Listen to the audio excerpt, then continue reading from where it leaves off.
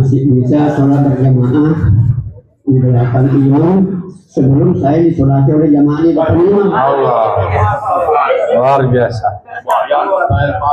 Pernyataan itu. Pernyataan. Pertanyaan, Nah, ini baru pertanyaan. bagaimana hukumnya orang yang suka pakai pakaian yang ada tulisannya di belakang bajunya? Perasaan saya sangat terganggu kalau kebetulan di depan saya itu kan. Apa saja tulisannya. Ya, baik. Yang kedua, mulutnya harum dengan parfum, tapi yang keluar yang sangat kasar kotor. Bagaimana hukumnya itu? Terima kasih. Assalamualaikum. Baik, dua pertanyaan dari Pak Amir. Ya. Jadi pernyataannya menarik tadi ya. Beliau bersyukur bisa datang ke masjid sebelum diangkat orang ke masjid. Beliau bersyukur bisa sholat di belakang imam sebelum disolatkan di depan imam. Karena memang orang paling celaka itu orang yang tidak pernah sholat sekali sholat di depan imam. Ya, itu paling celaka memang. Ya. Baik, pertanyaannya dua beliau tentang tadi apa tadi Pak Amir? Baju yang Baju ada tulisan. Ini masalah adab dalam masjid. Ya, khususnya adab dalam sholat berjamaah. Baiknya setiap kita memang betul-betul perhatian terhadap memilih pakaian untuk datang sholat. Kita tidak bicara soal sah tidak sah, sah. Ya, mau bergambar mau sah, ya, atau bertulisan sah. Tapi ini masalah keutamaan dan adab. Nabi Allah Subhanahu wa taala berfirman, "Khudhu zinatakum inda kulli shalah." Allah mengatakan, ambil pakaian yang kategorinya zina, perhiasan yang paling baik.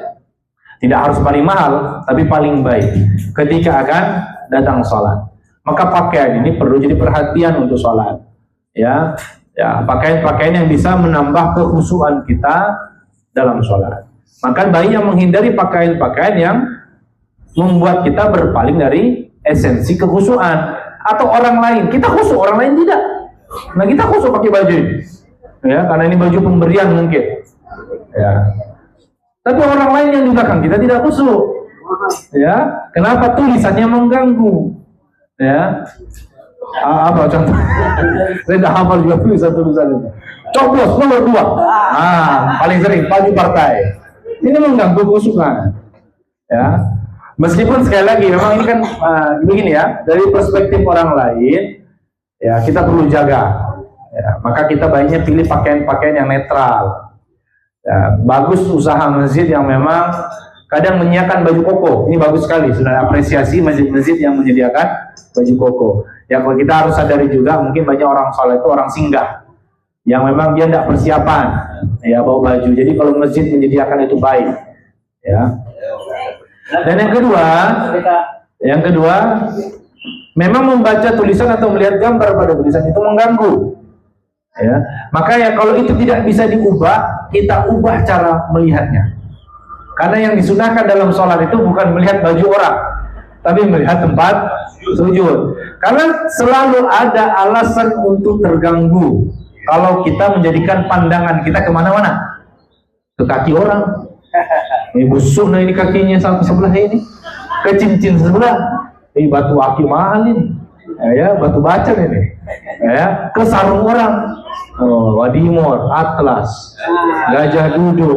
Ini selalu ada saja Pak gangguan mata seperti itu. Ketika mata kita memang tidak terjaga, tapi kalau mata kita terjaga, fokus di tempat sholat, maka insya Allah gangguan-gangguan yang sifatnya tidak kita mampu kendalikan bisa lebih relatif terjaga. Maka sunnahnya sholat melihat tempat sujud.